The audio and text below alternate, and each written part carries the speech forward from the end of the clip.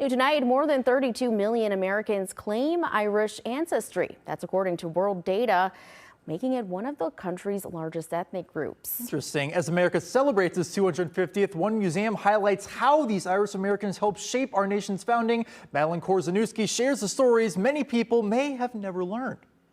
Otherwise, we never would be an independent country if there weren't all those people stepping up. Some names from 1776 are carved into history. Others quietly helped write it. 8 of them were from Ireland, or their ancestors were from Ireland. The only Catholic, Charles Carroll of Carrollton. The other thing that was going on was John Barry, he joined up, and he was an important captain of ships in the Revolutionary War. Their fingerprints didn't stop at America's founding. After Ireland's potato famine forced families from their homes, many crossed the Atlantic, eventually planting new roots here in Rockford.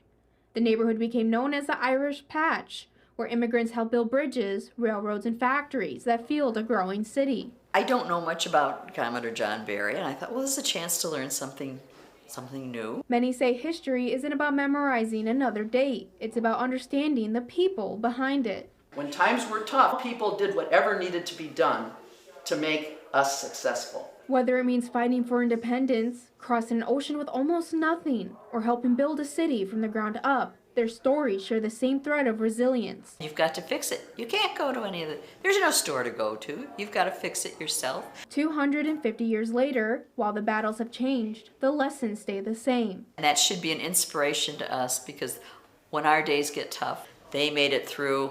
The least I can do is try to make it through myself. In Rockford, I'm Madeline Korzeniewski. Museum leaders say the Ethnic Heritage Museum is home to 6 different ethnic exhibits: African American, Hispanic, Irish, Italian, Lithuanian, and Polish, all dedicated to preserving the stories of the cultures that helped shape both Rockford and the United States.